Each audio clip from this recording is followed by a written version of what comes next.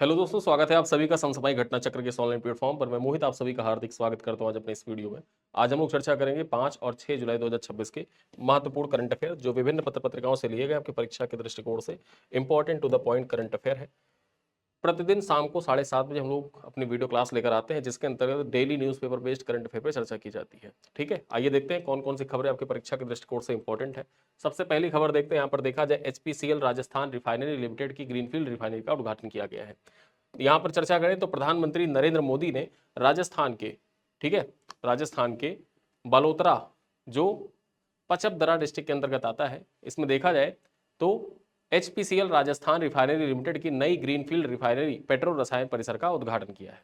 ठीक है, देखा जाए तो यह इंडियन ऑयल की पारादीप रिफाइनरी के बाद भारत की पहली ग्रीनफील्ड रिफाइनरी है जिसकी वार्षिक रिफाइनिंग क्षमता 90 लाख मीट्रिक टन और पेट्रोल रसायन क्षमता कितनी है, 24 लाख मीट्रिक टन है।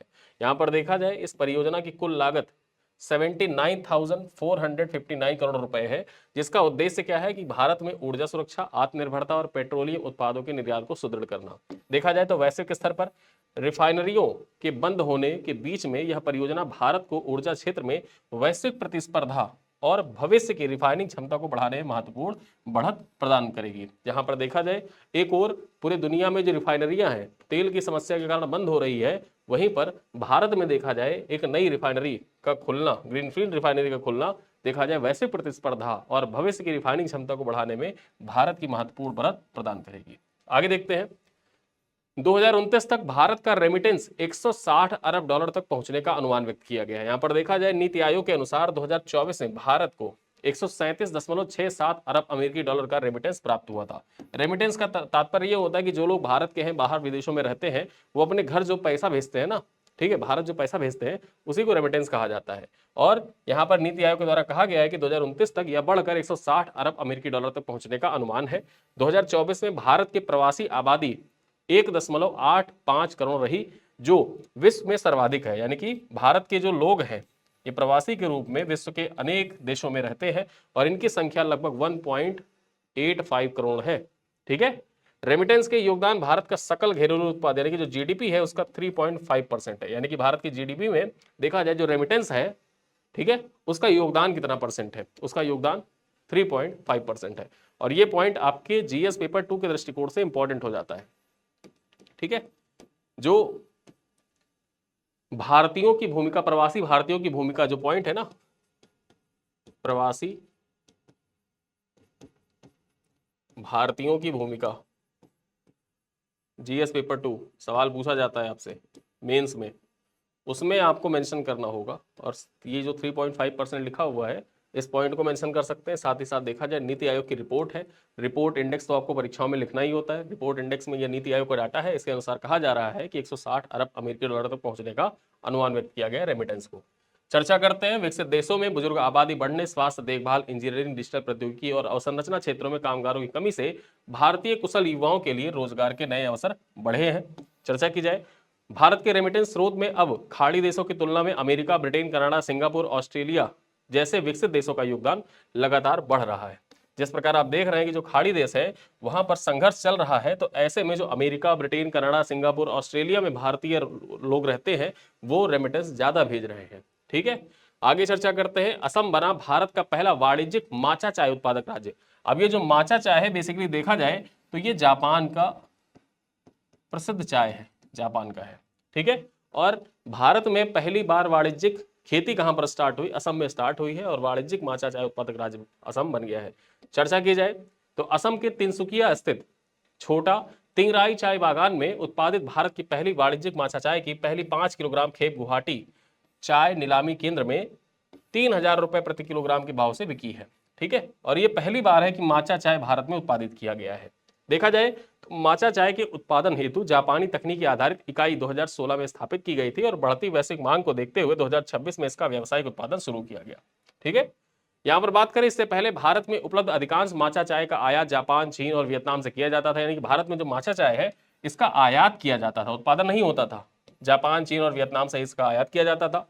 यहां पर देखा जाए यह पहल ब्रांड असम चाय को वैश्विक पहचान देने तथा चाय उद्योग में विविधीकरण को बढ़ावा देने तथा भारत जापान सहयोग को मजबूत करने की दिशा में महत्वपूर्ण माना जा रहा है। ठीक है। जो माचा चाय होती है ना, कुछ इस प्रकार से दिखती है, ग्रीन ग्रीन, ये है माचा चाय। चलिए आगे देखते हैं। नासा का स्विफ्ट टेलीस्कोप बचाने के लिए रोबोटिक स्पेसक्राफ्ट प्रक्षेपित किया गया है। जो नासा का स्विफ्ट टेलीस्कोप है ना, इसको बचाने के लिए देखा जाए तो अमेरिकी अंतरिक्ष एजेंसी नासा ने 2004 में प्रक्षेपित स्विफ्ट ऑब्जर्वेटरी को पृथ्वी पर गिरने से बचाने के लिए एक रोबोटिक स्पेसक्राफ्ट प्रक्षेपित किया है। देखा जाए तो नॉर्थरोप ग्रुमन ने मार्शल द्वीप से पेगासस रॉकेट द्वारा कैटालिस्ट स्पेस टेक्नोलॉजी के लिंक स्पेसक्राफ्ट का प्रक्षेपण किया गया है। यहां पर देखा जाए हालिया सौर तूफानों के कारण स्विफ्ट टेलीस्कोप अपनी कक्षा से नीचे आ रहा है। स्पेसक्राफ्ट उससे जुड़कर उसे पुनः उसकी निर्धारित कक्षा में स्थापित करेगा। यहां पर हो क्या रहा है कि जो सौर तूफान चलते हैं ना, सोलर तूफान चलते हैं, सोलर स्टॉर्म चलते हैं, उसके कारण से यहां पर बात करें तो ये जो ऑब्जर्वेटरी है, ठीक है, टेलीस्कोप है, ये क्या हो रहा है, ये पृथ्वी की तरफ आ रहा है, पृथ्वी की तरफ गिरने वाला है, मतलब धीरे धीरे नीचे आ रहा है, पृथ्वी पर गिरने वाला है। तो इसके लिए देखा जाए ये कैटालिस्ट यहां पर भेजा गया है, रॉकेट भेजा गया है, रॉकेट से प्रक्षेपित किया गया है। ये क्या करेगा, ये जाएगा और इससे जुड़ जाएगा, और इससे जुड़ने के बाद इसको वापस इसकी जो कक्षा है वहीं पर स्थापित कर देगा। इस मिशन के लिए नासा ने कैटलिस्ट स्पेस टेक्नोलॉजीज को 3 करोड़ अमेरिकी डॉलर का अनुबंध किया है। यहां पर बात करें तथा सफलता मिलने पर टेलीस्कोप सितंबर 2026 से पुनः वैज्ञानिक मिशन के लिए जारी हो जाएगा। अभी क्या है कि वैज्ञानिक मिशन के लिए इसको, जो वैज्ञानिक मिशन है उसको बंद कर दिया गया है, लेकिन अगर ये मिशन सफल रहता है तो इस टेलीस्कोप को क्या किया जाएगा कि सितंबर 2026 से पुनः वैज्ञानिक मिशन के लिए जारी रखा जाएगा। आगे बात करें तो सेवा उत्पादन सूचकांक के बारे में चर्चा करते हैं। सेवा उत्पादन सूचकांक मासिक आधार पर जारी होगा। यहां पर चर्चा की जाए, सांख्यिकी एवं कार्यक्रम कार्यान्वयन मंत्रालय 14 जुलाई 2026 को पहली बार सेवा उत्पादन सूचकांक जारी करेगा। यानी कि देखा जाए ये पहली बार है कि सेवा उत्पादन सूचकांक यहां पर 14 जुलाई को जारी किया जाएगा और सेवा क्षेत्र के प्रदर्शन का मासिक आकलन किया जाएगा इसके तहत। ठीक है, ये जो सेवा उत्पादन सूचकांक है इसके तहत क्या होगा, इसके तहत मासिक आकलन किया जाएगा सेवा क्षेत्र का जो प्रदर्शन है उसका। बात करें तो सकल घरेलू उत्पाद में सेवा क्षेत्र की हिस्सेदारी 50% से अधिक हो गई है। इसीलिए यह सूचकांक आर्थिक गतिविधियों की निगरानी तथा नीति निर्माण में महत्वपूर्ण भूमिका निभाएगा। यहां पर बात करते हैं जो आईएसपी है, आईएसपी में विमानन, रेल परिवहन, बैंकिंग, बीमा, संचार, रियल एस्टेट, सूचना प्रौद्योगिकी, व्यावसायिक सेवाएं को शामिल किया जाएगा, जबकि अनौपचारिक सेवा क्षेत्र भी शामिल नहीं होगा। याद रखना है, ये पॉइंट इंपॉर्टेंट है, जो अनौपचारिक सेवा क्षेत्र है उसको शामिल नहीं किया जाएगा इस आईएसपी में। ठीक है, आईएसपी जो है index of service production, ISP का पूर्ण रूप याद रखिएगा, आईएसपी का पूर्ण रूप क्या है, इंडेक्स ऑफ सर्विस प्रोडक्शन। इसको पहली बार मासिक रूप से जारी किया जाएगा और 14 जुलाई 2026 को पहली बार जारी किया जाएगा। सेवा क्षेत्र का आकलन करेगा बेसिकली, और इसके तहत कौन कौन से क्षेत्र जो औपचारिक क्षेत्र है उनको सम्मिलित किया जाएगा। औपचारिक क्षेत्र में विमानन, रेल परिवहन, बैंकिंग, बीमा, संचार, रियल एस्टेट, सूचना प्रौद्योगिकी, व्यावसायिक सेवाएं सम्मिलित है। इसमें अनौपचारिक सेवाओं के क्षेत्रों को सम्मिलित नहीं किया जाएगा। ठीक है, देखा जाए तो यह सूचकांक औद्योगिक उत्पादन सूचकांक के तर्ज पर तैयार किया जाएगा और भविष्य में स्वास्थ्य तथा शिक्षा क्षेत्र को भी इसमें सम्मिलित करने की योजना है। यानी कि अभी देखा जाए जो स्वास्थ्य है और शिक्षा क्षेत्र इसमें सम्मिलित नहीं है, लेकिन भविष्य में यह भी इसमें शामिल कर लिया जाएगा। आगे बात करते हैं, कंबोडिया में बाघों के पुनर्वास में भारत करेगा सहयोग। ठीक है, जिस प्रकार से देखा जाए जो बाघ है, ठीक चीता है, चीता का पुनर्वास किया जा रहा है भारत में, उसी प्रकार से कंबोडिया में बाघों का पुनर्वास किया जाएगा।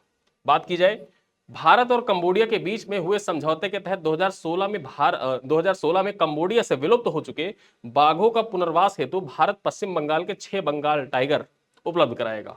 यानी कि देखा जाए पश्चिम बंगाल से 6 बंगाल टाइगर कहां भेजे जाएंगे, कंबोडिया भेजे जाएंगे, और कंबोडिया में 2016 में घोषणा कर दी गई कि जो बाघ है वो विलुप्त हो चुके हैं। ठीक है, बात की जाए तो यह दुनिया में एक देश से दूसरे देश में बाघों के पुनर्वास का दूसरा उदाहरण होगा। इससे पहले 2024 में कजाकिस्तान ने नीदरलैंड से बाघ लाकर पुनर्वास किया था। यानी कि 2024 में देखा जाए कजाकिस्तान ने नीदरलैंड से बाघ मंगाए थे, और अब दूसरा उदाहरण प्रस्तुत होने जा रहा है कि भारत मदद करेगा कंबोडिया का।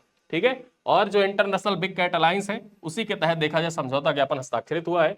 बात की जाए तो यह पहल इंटरनेशनल बिग कैट अलायंस तथा राष्ट्रीय बाघ संरक्षण प्राधिकरण की देखरेख में संचालित किया जा रहा है और बिग कैट संरक्षण को बढ़ावा देने की दिशा में महत्वपूर्ण कदम माना जा रहा है।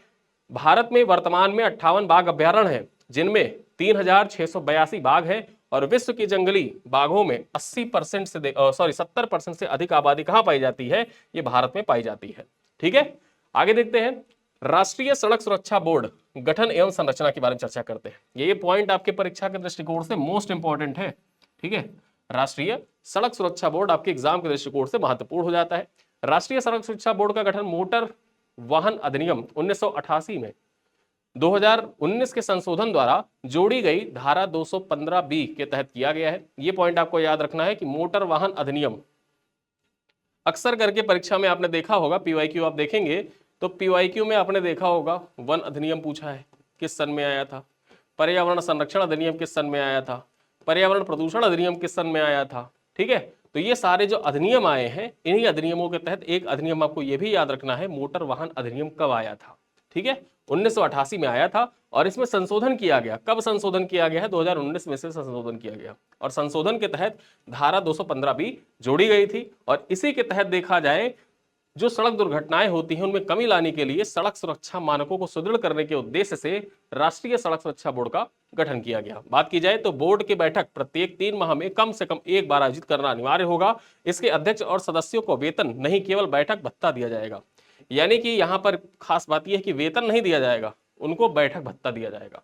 बात की जाए तो बोर्ड सड़क डिजाइन, वाहन सुरक्षा मानकों, स्कूल, भीड़भाड़ वाले क्षेत्रों के पास सुरक्षित अवसंरचना तथा राज्यों के बीच में सड़क सुरक्षा नीतियों के समन्वय पर तकनीकी सलाह प्रदान करेगा। यहाँ पर बात की जाए तो बोर्ड के अध्यक्ष नितिन रमेश गोकर्ण, ठीक है, ये आईएएस अधिकारी हैं, सेवानिवृत्त हो चुके हैं, यानी कि रिटायर हो चुके हैं। रिटायर्ड आईएएस नितिन रमेश गोकर्ण को बनाया गया है, जिसमें परिवहन, पुलिस, यातायात, चिकित्सा, विधि क्षेत्र के विशेषज्ञ सदस्य भी सम्मिलित हैं, ठीक है। तो आपको याद रखना है कि अध्यक्ष कौन बनाए गए हैं? नितिन रमेश गोकर्ण बनाए गए। आगे चर्चा करते हैं, हिंदुस्तान कॉपर लिमिटेड के नए अध्यक्ष और प्रबंध निदेशक की नियुक्ति हुई है। यहां पर बात की जाए 1 जुलाई 2026 को अनुपम मिश्रा ने हिंदुस्तान कॉपर लिमिटेड के अध्यक्ष और प्रबंध निदेशक का पदभार ग्रहण किया है। इससे पूर्व जुलाई 2020 से जून 2026 तक fertilisers and chemicals Travancore limited के निदेशक विपणन तथा अतिरिक्त प्रभार के रूप में अध्यक्ष और प्रबंध निदेशक के रूप में ये कार्य कर चुके हैं, ठीक है। बात की जाए तो हिंदुस्तान कॉपर लिमिटेड भारत सरकार के खान मंत्रालय के अधीन एक सार्वजनिक क्षेत्र के उपक्रम है जो तांबे के खनन और उत्पादन से संबंधित है। यहां पर देखा जाए यह नियुक्ति सार्वजनिक क्षेत्र के उपक्रम में नेतृत्व सुदृढ़ करने और खनन क्षेत्र की कार्य क्षमता को बढ़ाने के लिए महत्वपूर्ण मानी जा रही है। आगे चर्चा की जाए, भारत के 97वें शतरंज ग्रैंड मास्टर कौन बन गए हैं? इनका नाम क्या है? हर्षवर्धन जीबी नाम है, ठीक है, हर्षवर्धन जीबी। 22 साल इनकी उम्र है और ये भारत के 97वें ग्रैंड मास्टर बन गए हैं। बात की जाए, उन्होंने चेन्नई में आयोजित द्वितीय चोला शतरंज GM norm round robin tournament में 6.5 यानी कि 9 में से 6.5 अंक प्राप्त कर दूसरा स्थान हासिल किया और अपना अंतिम ग्रैंड मास्टर नाम पूरा कर लिया, ठीक है। देखा जाए तो अंतिम मुकाबले में मिखाइल निकिटेंको के विरुद्ध ड्रा खेलकर ग्रैंड मास्टर बनने की उपलब्धि हासिल की। यहां पर देखा जाए हर्षवर्धन ने 4 वर्ष की आयु में शतरंज खेलना स्टार्ट किया था और प्रारंभिक कोच MF हरिहरण वेंकटचलम रहे हैं इनके, ठीक है। तो आपको सिर्फ इतना पॉइंट याद रखना है कि भारत के 97वें ग्रैंड मास्टर कौन बन गए, इनका नाम क्या है? हर्षवर्धन जीबी, ठीक है। चलिए देखते हैं अंतरराष्ट्रीय प्लास्टिक बैग मुक्ति दिवस। अब ये जो प्लास्टिक बैग मुक्ति दिवस होता है ये हर साल कब मनाया जाता है? तो 3 जुलाई का दिन मनाया जाता है। जो प्लास्टिक बैग होते हैं, प्लास्टिक बैग से मुक्ति का दिवस मनाया जाता है, ठीक है। 2026 के लिए थीम क्या है? Breaking free for single use plastic toward a sustainable future, ये है इसका थीम याद रख सकते हैं, आपकी परीक्षा में अक्सर थीम पूछा जाता है। देखा जाए तो प्लास्टिक बैग के विघटन में 100 से 500 साल का समय लग सकता है तथा प्लास्टिक प्रदूषण समुद्री जीवों, पक्षियों और मानव स्वास्थ्य के लिए गंभीर खतरा है, आप जानते ही हैं। और इसीलिए कहा जाता है कि जो प्लास्टिक है, प्लास्टिक का यूज कम से कम करना चाहिए। जैसे आप दूध खरीदते हैं ना, तो दूध का जो पैकेट होता है उस पैकेट को आप क्या करते हैं? ज़्यादा से ज़्यादा या तो कैंची से काट देते हैं या तो चाकू से काट देते हैं, या तो कुछ नहीं होता, दूध की पैकेट है, दांत में फंसाया, फेंक दिया। जो दांत में फंसाया, दांत से आप काटते हैं ना, और छोटा सा जो उसका टुकड़ा निकलता है, ठीक, 30 टन जो छोटे छोटे टुकड़े होते हैं ना, प्रतिदिन 30 टन पूरे दुनिया से एक रिपोर्ट प्रकाशित हुई थी। उस रिपोर्ट में बताया गया था कि 30 टन ऐसे जो आप रैपर होते हैं छोटे से, जैसे आपने नमकीन 5 रुपए की खरीदी, ठीक है, क्या किया? फाड़ा, फेंक दिया। बड़ा रैपर तो चलिए ठीक है, वो कहीं ना कहीं डस्टबिन में, या फिर जो झाड़ू लगाने वाला है या फिर जो सफाई कर्मी है उसको ठिकाने पे लगा दिया, वो रिसाइकल हो गई। लेकिन जो छोटा सा रैपर है वो रिसाइकल नहीं हो पाया, किसी कारण से देखा जाए तो वो मिट्टी में दबा रह गया। और ये सब चीजें क्या होती हैं? ये सब चीजें जाके आगे भविष्य में बहुत नुकसानदेह होने वाली हैं। और विघटन में आपको पता ही है कि 100 से लेकर 500 वर्ष तक लग जाता है, ठीक। तो इसलिए प्रयास किया करें कि जो रैपर आप फाड़ते हैं उसको इस तरीके से फाड़े कि वो जो छोटा सा टुकड़ा रहता है वो उसी में लगा रह जाए, ठीक है। या फिर रैपर को आपको इस तरीके से फाड़ना है कि छोटा सा टुकड़ा आपको फेंकना नहीं, अगर फेंक रहे हैं तो पूरा टुकड़ा उसी में लगा होना चाहिए। आपका सामान भी उसमें से, नमकीन आप निकाल रहे नमकीन निकल जाए, दूध निकाल रहे दूध भी निकल जाए, और सिंपल सा प्लास्टिक वेस्ट भी ना हो, ठीक। चलिए आगे देखते हैं। भारत ने 1 जुलाई 2022 से सिंगल यूज प्लास्टिक प्रतिबंध प्लास्टिक अपशिष्ट प्रबंधन नियम 2016 संशोधित 2022 विस्तारित उत्पादक उत्तरदायित्व तथा मिशन लाइफ जैसी पहल लागू किए हैं। यहां पर बात की जाए तो यह दिवस सतत उपभोग एवं उत्पादन, जलवायु कार्रवाई, जलमंडलीय जीवन तथा स्थलीय जीवन के लक्ष्यों को बढ़ावा देता है, ठीक है। तो यहाँ पर जो SDG गोल्स है उनको भी लिख दिया गया है, जो आपके पॉइंट परीक्षा के लिए इंपॉर्टेंट है, ठीक, एग्जाम में पूछे भी जा चुके हैं। आगे देखते हैं विक्रम-1 मिशन का आगमन। यहां पर बात करें, जो विक्रम-1 है यह भारत का पहला निजी ऑर्बिटल श्रेणी का रॉकेट है जिसे स्काईरूट एरोस्पेस, जो हैदराबाद अवस्थित कंपनी है, इसके द्वारा विकसित किया गया है। इसकी लॉन्च विंडो 12 जुलाई से लेकर 4 अगस्त 2026 निर्धारित की गई है तथा इसका प्रक्षेपण सतीश धवन अंतरिक्ष केंद्र से किया जाएगा। यहां पर बात करें तो मिशन का उद्देश्य ऑर्बिटल प्रक्षेपण क्षमता, प्रणोदन प्रणाली, स्टेज सेपरेशन तथा नेविगेशन प्रणाली का परीक्षण कर भविष्य की वाणिज्यिक प्रक्षेपण सेवाओं का मार्ग प्रशस्त करना है। देखा जाए तो 18 नवंबर 2022 को प्रक्षेपित विक्रम-S भारत का पहला निजी सब ऑर्बिटल रॉकेट था, जबकि विक्रम-1 पहला निजी ऑर्बिटल रॉकेट है, ठीक है। ये सब जो विक्रम-S था, विक्रम-S ये पहला निजी सब ऑर्बिटल था, जबकि विक्रम-1 जो है ये पहला निजी ऑर्बिटल रॉकेट है, ठीक है। यही अंतर है विक्रम-S और विक्रम-1 में। आगे देखते हैं भारत टेक्स 2026 के बारे में। 14 से 17 जुलाई 2026 तक नई दिल्ली के भारत मंडपम में भारत टेक्स 2026 का आयोजन किया गया, connecting India textile excellence with global growth के थीम पर। यहां पर बात की जाए तो कपड़ा मंत्रालय के सहयोग से भारत टेक्स ट्रेड फेडरेशन के द्वारा आयोजित यह भारत का सबसे बड़ा वैश्विक वस्त्र प्रदर्शनी आयोजन है, जिसमें संपूर्ण वस्त्र मूल्य श्रृंखला प्रदर्शित होगी। बात की जाए तो आयोजन में 1600 से ज्यादा प्रदर्शक, 7000 से ज्यादा वैश्विक खरीदार, 1.5 लाख व्यवसायी तथा आगंतुक तथा 14 देश, संयुक्त राष्ट्र तथा यूरोपीय संघ की भागीदारी होगी। यहां पर देखा जाए इसका प्रमुख फोकस सतत विकास, नवाचार, इंडस्ट्रीज 5.0, वैश्विक सोर्सिंग तथा निर्यात क्षमता पर है तथा यह प्रधानमंत्री की 5F विजन। 5F विजन क्या है, यह आपके मुख्य परीक्षा के लिए भी महत्वपूर्ण हो जाता है। Farm to fibre, fibre to factory, factory to fashion और फैशन टू फॉरेन, ये है 5F विजन प्रधानमंत्री नरेंद्र मोदी का। ऐसे विजन आपके परीक्षा के दृष्टिकोण से टू द पॉइंट इंपॉर्टेंट होते हैं, जैसे जो पंचामृत का सिद्धांत दिया गया पीएम मोदी के द्वारा, 5F विजन दिए गए, तो ये सब पॉइंट ऐसे है ना कि मेंस में आप डायरेक्टली निष्कर्ष में इनको लिखते हैं। आगे देखा जाए, पश्चिमी रेगिस्तान में मिस्र को मिला संरक्षित बेजेंटाइन कालीन खोया हुआ शहर। यहां पर देखा जाए मिस्र के अंदर बेजेंटाइन कालीन जो खोया हुआ शहर है वो प्राप्त हुआ है। मिस्र के न्यू वैली प्रांत स्थित दखला एसोसिएस में पुरातत्वविदों को बिजेंटाइन साम्राज्य काल का एक सुव्यवस्थित प्राचीन शहर का अवशेष खोजा गया है।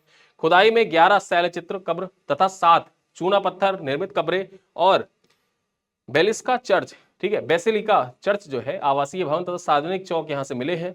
देखा जाए तो उत्खनन में लैटिन शिलालेख, ईसाई प्रतीक, सिक्के, मिट्टी के बर्तन और दैनिक जीवन तथा व्यापार से जुड़े अवशेष भी प्राप्त हुए हैं। यह खोज बेजेंटाइन काल के शहरी संरचना, धार्मिक जीवन, व्यापारिक गतिविधियों और मिस्र की सांस्कृतिक विरासत के अध्ययन के लिए महत्वपूर्ण मानी जा रही है, ठीक है। तो यहां पर देखा जाए एक प्राचीन शहर की खोज हुई है, याद रखिएगा। बेजेंटाइन कालीन जो प्राचीन शहर है, परीक्षा में पूछ सकता है कि हाल ही में कहां पर खोजा गया, किस देश में खोजा गया है, तो मिस्र में खोजा गया है। चलिए आगे देखते हैं, भावना को महिला रिकवर में जीता स्वर्ण। भावना ने महिला रिकवर में जीता स्वर्ण है। यहां पर देखा जाए तो विश्व पैरा तीरंदाजी विश्व सीरीज में भावना ने हमवतन पूजा को शूट ऑफ 6598 से हराकर महिला रिकवर वर्ग का स्वर्ण पदक हासिल किया है। प्रतियोगिता नोवो मेस्तो में आयोजित हुई थी, जहां भावना ने फाइनल में शानदार प्रदर्शन करते हुए निर्णायक मुकाबले में जीत दर्ज की। यहां पर देखा जाए पेरिस पैरालंपिक में स्वर्ण पदक विजेता हरविंदर सिंह ने पुरुष रिकवर वर्ग में रजत पदक जीता है और शीतल देवी ने मिश्रित टीम कंपाउंड में स्वर्ण पदक तथा महिला कंपाउंड में रजत पदक जीतकर भारत के शानदार प्रदर्शन को सुनिश्चित किया है।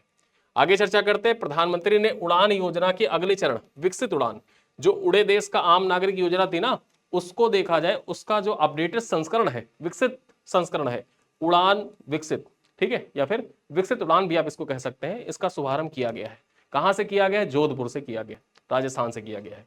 बात करें तो प्रधानमंत्री नरेंद्र मोदी ने विकसित उड़ान का शुभारंभ और जोधपुर हवाई अड्डे के नए टर्मिनल भवन का उद्घाटन कर क्षेत्रीय हवाई संपर्क और विमानन अवसंरचना को गति प्रदान की है।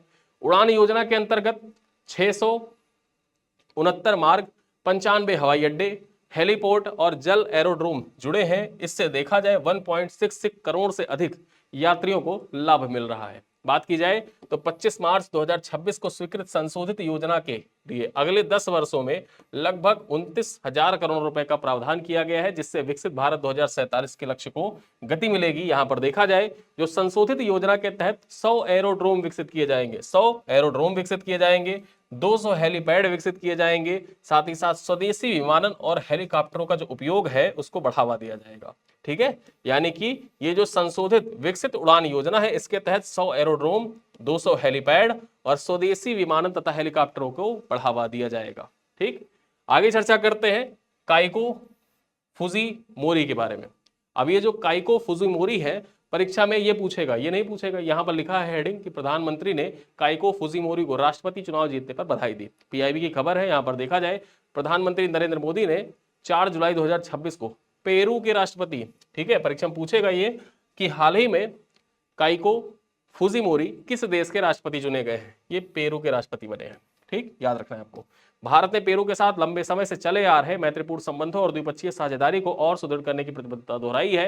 यहां पर बात की जाए प्रधानमंत्री ने विभिन्न क्षेत्रों में भारत पेरू सहयोग, जनता के हितों और गहरा करने के लिए साथ मिलकर कार्य करने की इच्छा भी व्यक्त की है। तो आपको इतना याद रखना है कि काइको फुजीमोरी किस देश के राष्ट्रपति बने हैं, पेरू के राष्ट्रपति बने। चलिए अब यहां पर कुछ प्रश्न है, इनका उत्तर आप कमेंट बॉक्स में दीजिएगा।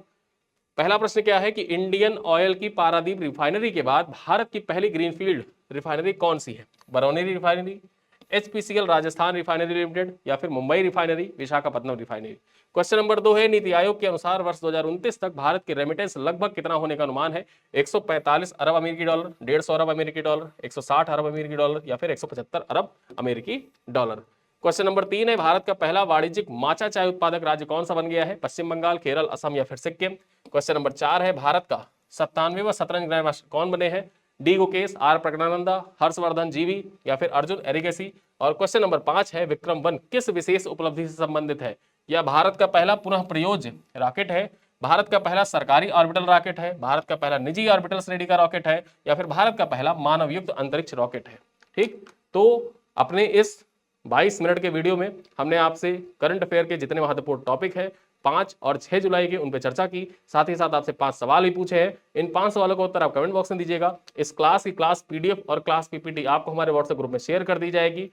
इसका एमसीक्यू आप ऐप पर जाकर अटेम्प्ट कर सकते हैं। साथ ही साथ जो मासिक करंट अफेयर की पीडीएफ है वो आपको ऑलरेडी ग्रुप में शेयर कर दी गई है। जिन लोगों ने मासिक करंट अफेयर की पीडीएफ डाउनलोड नहीं की है वो व्हाट्सएप ग्रुप से डाउनलोड कर सकते हैं। ठीक है, जून महीने का। और इन्हीं सब बातों के साथ इस वीडियो को करते हैं समाप्त। मिलते हैं अगली क्लास में, तब तक के लिए धन्यवाद।